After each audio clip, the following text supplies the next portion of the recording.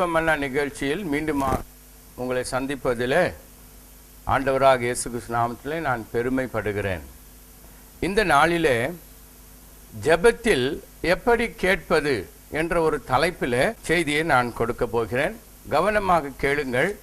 இந்த செய்தி கேட்டவுடனே உங்கள் வீடுகளிலே ஆசீர்வாதமும் விடுதலையும் கண்டிப்பாக கர்த்தர் கொடுப்பார். காரணம் என்னவென்றால், இது நாம் கேட்கக்கூடிய ஜெபம் தேவ ஆலோசனையின்படி நாம் செய்கிறோம். அதற்காக இந்த வேளையிலே யாக்கோபு 5:1 நீ வாசிக்கும் பொழுது, எந்த குறை இருந்தாலும் கூட நீ ஆண்டவரிடம் கேளுங்கள் என்று சொன்னார்.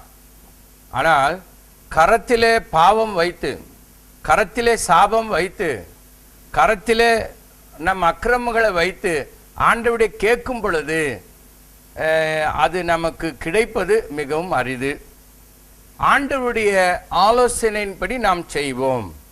அதற்காகத்தான் ஆண்டவர் சீனாய் மலையிலே மோசேயை வரவழைத்து ஆசாரிப்பு கூடாரத்தை உண்டு பண்ண சொன்னான்.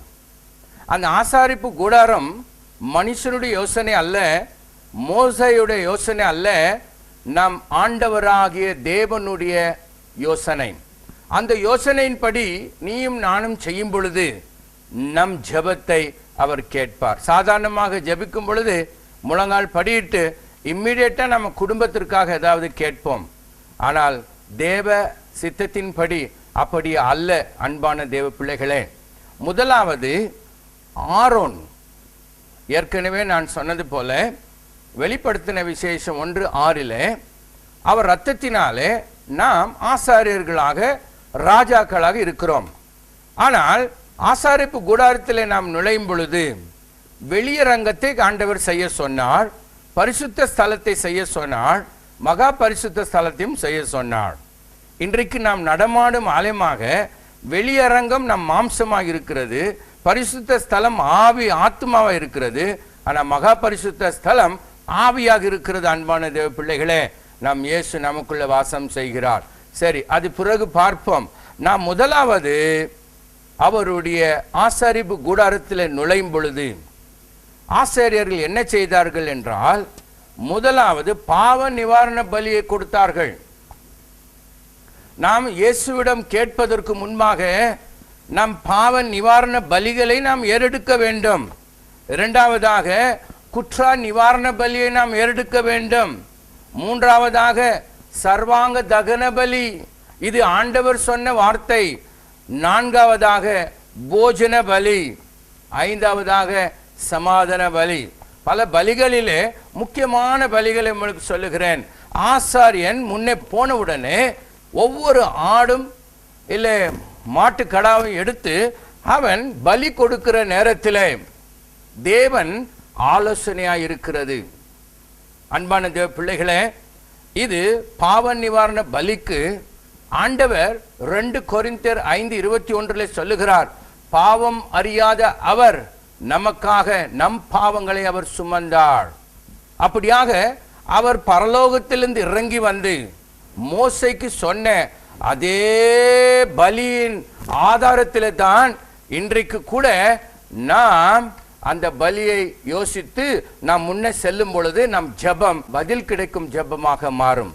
இரண்டாவதாக பார்க்கும் பொழுது குற்றம். நாம் யாரை பார்த்தாலும் குற்றம் என்று நாம் நினைக்கிறோம். ஆண்டவர் எல்லா குற்றத்திற்காக அவர் பலியானார். அதற்காகத்தான் இஸ்ரவேல் ஜனங்கள் குற்றத்திற்காக ஆசாரிப்பு கூடாரத்திலே அவர்கள் குற்ற நிவார பலி என்று அவர்கள் பலி கொடுத்தார்கள். சர்வாங்க தகன பலி என்று சொல்லக்கூடும் பொழுது எபேசியர் 5:2 பார்க்கும் பொழுது ஆண்டவர் நம்முடைய பாவங்களுக்கு எல்லாம் கர்த்தர் பலியானார் என்று நாம் பார்க்கிறோம்.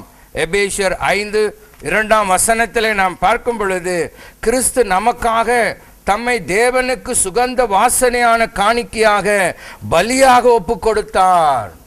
எனக்கு பிரியமான தேவ பிள்ளைகளே, பழைய ஏற்பாட்டின் பலி இன்றைக்கு இயேசு சம்பந்தப்பட்ட பலியாக இருக்கிறது.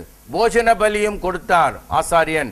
அது என்ன சொல்லுகிறது என்றால், ஆண்டவர் 4:24 ஆண்டவர் சொல்லுகிறார், எனக்கு பிதா கொடுத்த வேலையை முடிப்பதே என்னுடைய போஜனமாக இருக்கிறது என்று ஆண்டவர் சொன்னார். அதற்காக ஆண்டவர் இந்த பலிகளை அந்த ஆசாரிப்பு கூடாரத்தில் நுழைவதற்கு முன்பாக பலி கொடுத்தார்கள். இதில் என்ன இருக்கிறது என்றால், ஒருவன் ஜெபிக்க புறப்படும் பொழுது, நீ ஜெபிக்க நீ எப்படி கேட்க வேண்டும் என்று சொல்லும் பொழுது, உன்னுடைய பாவத்தை குறித்தும் அக்கிரமத்தை குறித்தும் சாபத்தை குறித்தும் கர்த்தரிடம் ஒப்பு கொடுக்க வேண்டும். உம்முடைய அக்கிரமம் பாவம் மன்னிக்கப்பட வேண்டும். அன்பான தேவ பிள்ளைகளே, ஒவ்வொரு நாளும் அதை நடத்த வேண்டும். ஒவ்வொரு நாளும் அதிகாலையில் முழங்கால் இடும் பொழுது நம்முடைய சிந்தனை, நம்முடைய பாவங்கள், நம்முடைய எல்லா அக்கிரமங்களை இயேசு முன்பாக சமர்ப்பிக்க வேண்டும். அப்பொழுது கர்த்தர் அன்றைக்கு அந்த நாளிலே கர்த்தர் மன்னிக்கிறார். காரணம், 24 மணி நேரத்திலே நாம் என்னென்ன செய்கிறோம் என்று கர்த்தர் எல்லாவற்றையும் பார்த்து கொண்டிருப்பார். ஹல்லேலூயா. அப்படி இருக்கும் பொழுது இந்த 24 மணி நேரத்தில் எந்தெந்த பாவம் சேர்ந்திருக்கிறதோ தெரியாது. ஒவ்வொரு நாளும் முழங்கால் படியிடும் பொழுது நாம் ஜெபிக்க போவதற்கு முன்பாக நம்முடைய அக்கிரமம், பாவம், நம்முடைய குற்றம் எல்லாவற்றையும் ஆண்டவருக்கு ஒப்பு கொடுக்கும் பொழுது ஆண்டவர் இரத்தத்தாலே நம்மை சுத்திகரிப்பார். இன்னொரு முக்கியமான காரியத்தை நான் உங்களுக்கு சொல்லுகிறேன். ஆண்டவர் இயேசு கிறிஸ்து பலியானார்.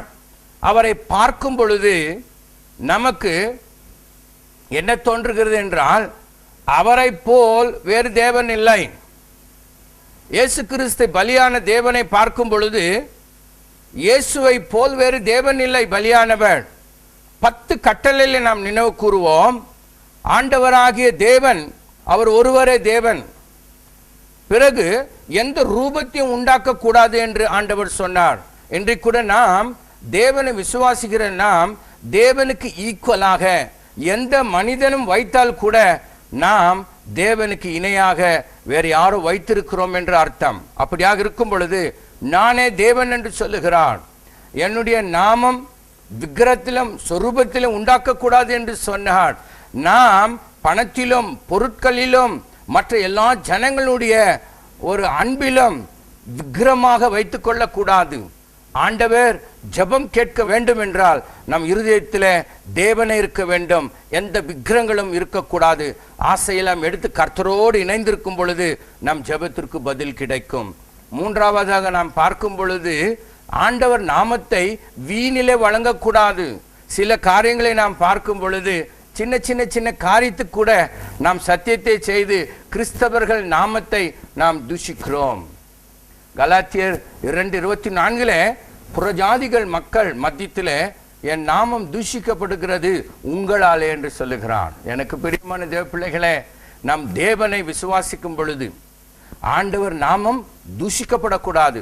அப்படி தூஷணை என்றால் முழங்கால் படியிடும் பொழுது கர்த்தர் நம்முடைய ஜெபத்தை கேட்பாரா என்று நாம் கேள்வி கேட்க வேண்டும். அதற்காகத்தான் ரத்தம் சிந்தி என் தூஷணத்தை நீ மன்னியும் என்று கல்வாரி சிலுவை முன்பாக நிற்க வேண்டும். அது மாத்திரமல்ல, பரிசுத்த நாளை நீங்கள் ஆசரிக்க வேண்டும் பரிசுத்தமாக என்று. நீங்கள் சபைக்கு போகும் பொழுது ஒரு சண்டே ஒரு பரிசுத்த நாள் கூட நீங்க நிக்காம போகணும். காரணம், கர்த்தருடைய கட்டளை என் பரிசுத்த நாளை குலைச்சலாக்க கூடாது என்று. ஏனென்றால் எபிரேயர் 10 சொல்லுகிறது, அன்றாடம் ரூடியாக விட்டு விடுகிறார்கள் சிலர், நீங்களும் விட்டு விடாதபடி ஒருவருக்கு ஒருவர் எச்சரிக்கை பண்ணுங்கள், ஒருவருக்கு ஒருவர் புத்தி சொல்லுங்கள் என்று சொல்லுகிறது. தேவன் அந்த சபையிலே கர்த்தர் வந்து யார் யார் வருகிறார்கள் என்று பார்க்கிறார். அதனால பரிசுத்த நாளை பரிசுத்த குலைச்சல் ஆகக்கூடாது. 5வது பார்க்கும் பொழுது, எனக்கு பிரியமான தேவ பிள்ளைகளே, உங்கள் தாய் தகப்பனை கனம் பண்ண வேண்டும். எங்கேயோ தூரத்திலிருந்து இவ்வளோ டாலர் கொடுத்துட்றேன், இவ்வளோ பணம் கொடுத்துட்றேன், அப்புறம் நான் அன்பு செய்யலைனாக்கா அந்த தாய்க்கு தகப்பனுக்கும் அந்த பணம் தேவையில்லை, பிள்ளைகளுடைய அன்பு தேவை. தேவ வார்த்தை சொல்லுகிறது, உன் தாய் தகப்பனை கனப்படுத்த வேண்டும் என்று. நீ கனப்படுத்தினால் உன் ஆயுசு நாள் கூட்டும். இவைகளெல்லாம் நாம் வைத்துக்கொண்டு நாம் ஜெபத்தை எல்லாமே கேட்டுக்கொண்டு பெற்றுக்கொள்ளும் நினைக்காதபடி ஒவ்வொன்றாக நாம் இதை ஆலோசனை செய்து வெளியரங்கத்தில் நின்று ஆசாரனை போல ஒவ்வொன்றாக நாம் அர்ப்பணிக்க வேண்டும். அடுத்து பார்க்கும் பொழுது 6வது, விபச்சாரம் செய்யாதிருப்பாயாக. இன்றைக்கு ஜெபம் கேட்கும் பொழுது, ஜெபத்தில் நீர் ஆண்டவரிடம் கேட்கும் பொழுது விபச்சார சிந்தனை இருந்தால் நமக்கு ஆண்டவர் ஒன்றும் பதில் தர மாட்டார். அடுத்து பார்க்கும் பொழுது களவு செய்யாதிருப்பாயாக, அடுத்து கொலை செய்யாதிருப்பாயாக, அடுத்து பொய் சாட்சி சொல்லாதிருப்பாயாக, அடுத்து இச்சை செய்யாதிருப்பாயாக என்று அடுத்த மனைவியை நீ இச்சை செய்யக்கூடாது என்று கூட இந்த 10 கட்டளை நீ எப்பொழுதும் முழங்கால் படிட்டு ஜெபிக்கும் பொழுது நீ நினைத்து கொள்ள வேண்டும்.